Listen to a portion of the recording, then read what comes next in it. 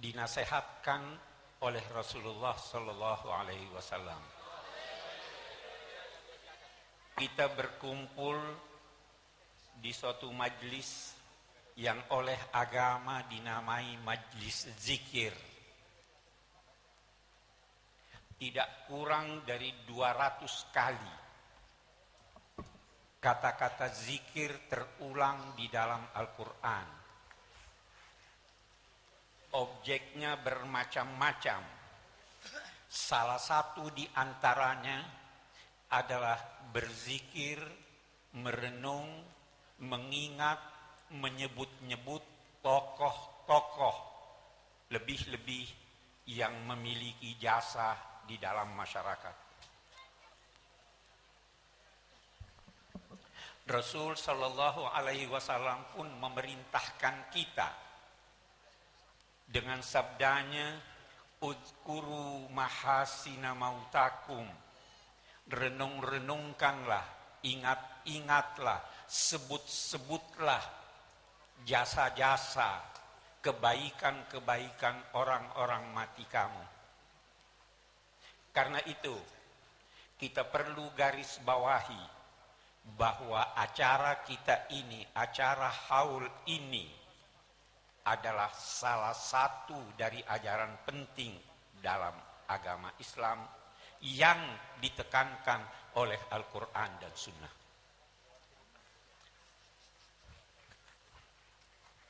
Kalau kita berbicara tentang Gus Dur,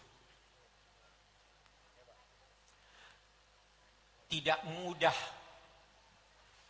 membicarakan tokoh ini karena tidak mudah menemukan kunci kepribadian almarhum. Bahkan bisa terkesan bahwa ada semacam kontradiksi dari sikap-sikap beliau. Beliau itu serius, tetapi suka bercanda. Dalam hal-hal serius seringkali kita dengar Gus Dur berucap, "Begitu aja kok repot."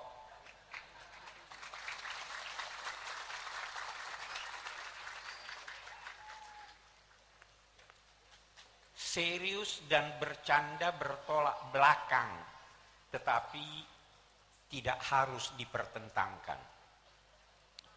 Gus Dur seorang yang sangat rasional, tetapi dalam saat yang sama beliau percaya suprarasional yang terkadang bagi orang-orang yang tidak mengerti dinamai irasional.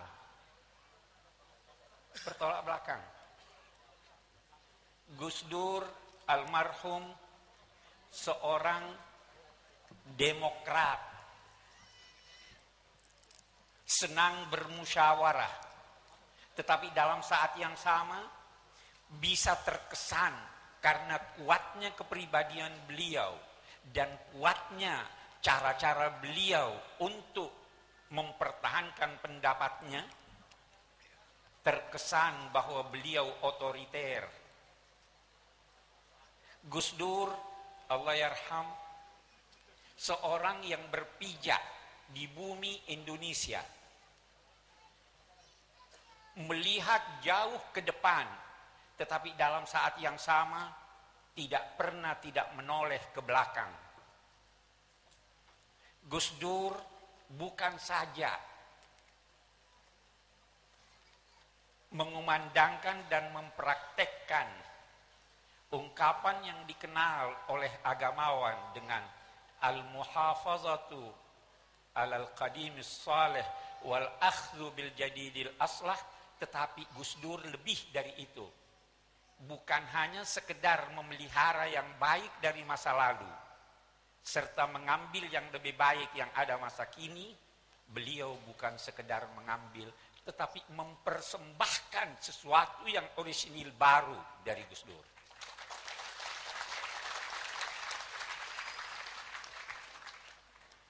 Karena dalam dua tanda petik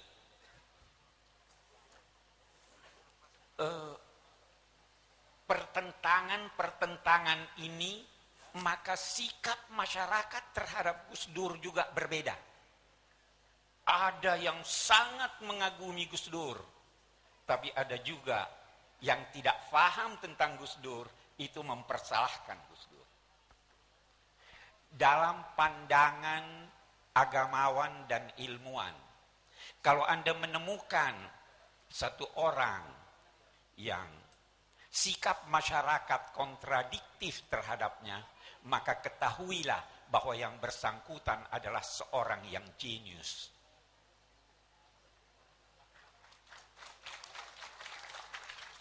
Dan karena itu, agama mengingatkan agar yang terlalu senang jangan melampaui batas dalam kesenangannya, dalam cintanya, dan yang tidak senang jangan melampaui batas dalam kebenciannya.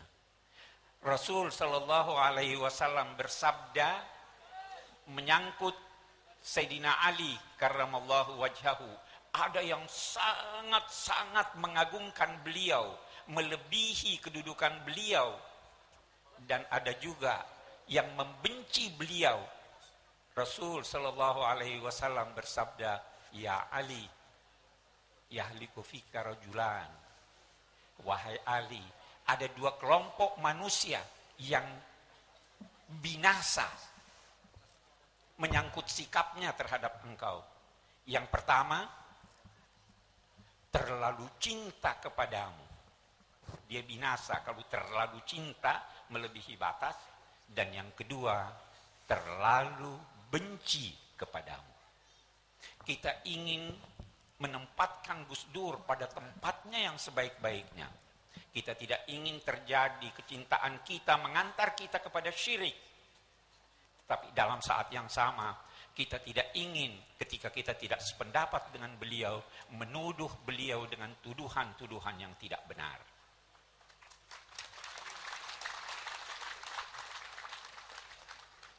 Memang kata para pakar, bisa jadi kalau menurut ukuran akal itu mustahil, tetapi bila kita menggunakan hati, maka itu tidak mustahil. Seorang yang mencapai kedudukan akal yang sehat, tidak mungkin baginya memadukan dua hal yang bertolak belakang.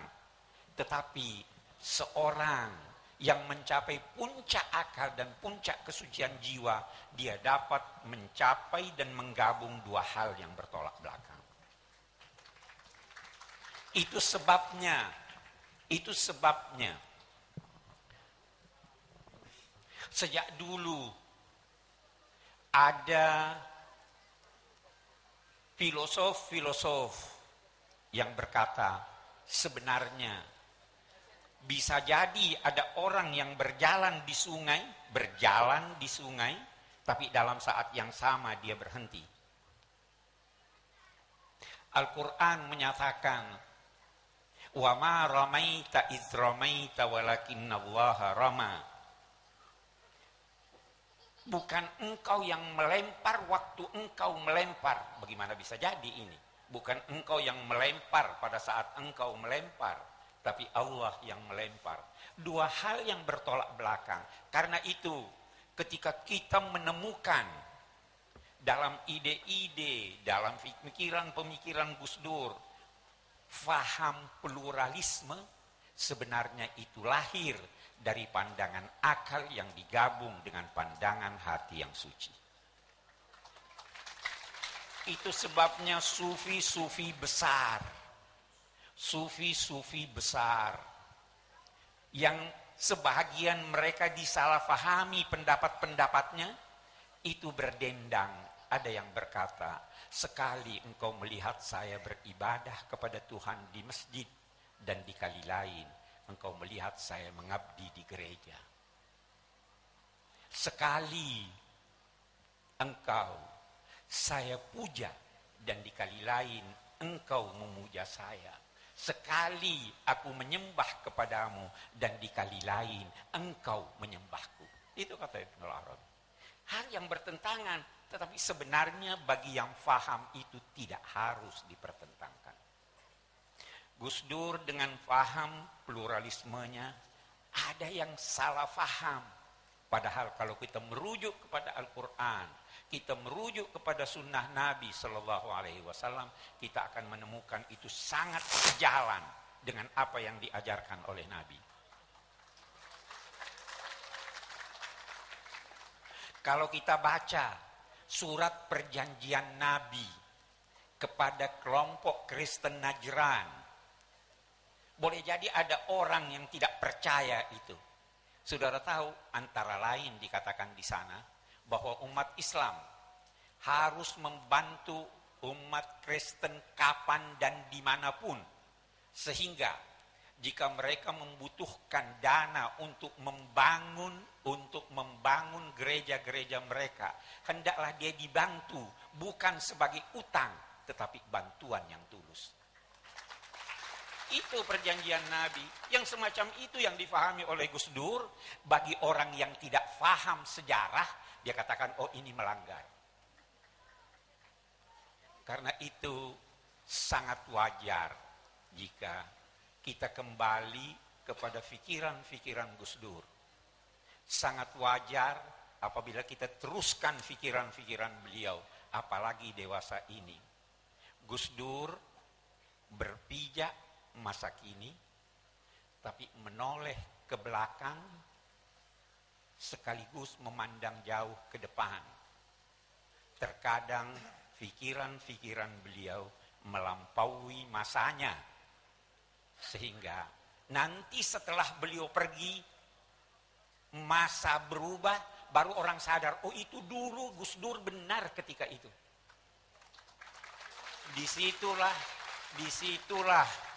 Gus Dur bagaikan mendendangkan syair yang menyatakan, sayadkuruni qaumi iza jadda jidduhum wa fil lailatiz zalma'i yuftaqadul badru. Umatku, kaumku akan mengingat-ingat saya pada saat krisis mereka. Dan memang purnama itu dicari-cari waktu kelamnya malam. Allah yarham Gus Dur. Semoga Allah menempatkan beliau di tempat yang sebaik-baiknya. Wassalamualaikum warahmatullahi wabarakatuh.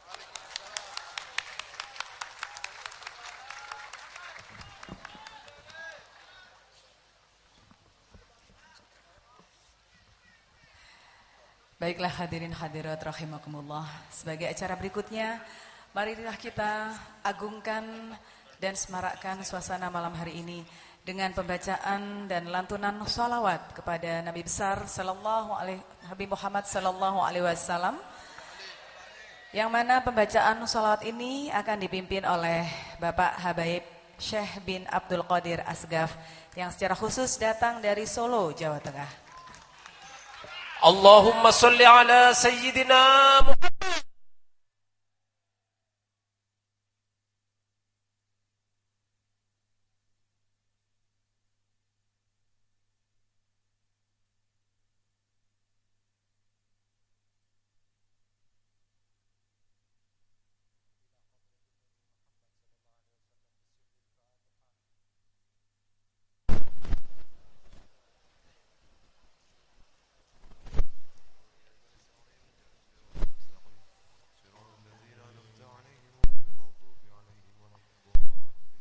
Alhamdulillah, awal pembacaan sholawat ini saya akan menyenandungkan lagu yang sangat saya cintai. Sewaktu saya mendengar bahwa lagu syair tanpa waton, alhamdulillah ini saya hadiahkan untuk ibu kita, supaya ibu masih terus terkenang dengan Mbah Gus Dur. Dan insya Allah waktu saya mendengar lagu itu, saya mengatakan bahwa saya harus bisa niru. Istilahipun nek cara Jawi kudu saged nembak. Dan alhamdulillah bisa kita tembak, dan alhamdulillah sangat manfaat dan sangat Masya Allah luar biasa syair ini. Mari kita lantunkan sama-sama.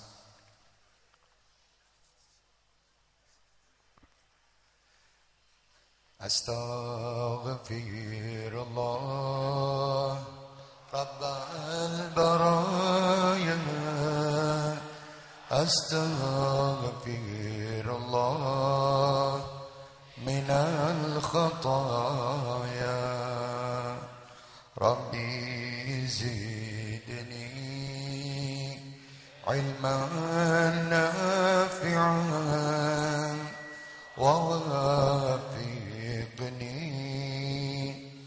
amalan salihan. Ya Rasulullah salamun alaik, ya rafi'a syarri wa daraji, al-fatayya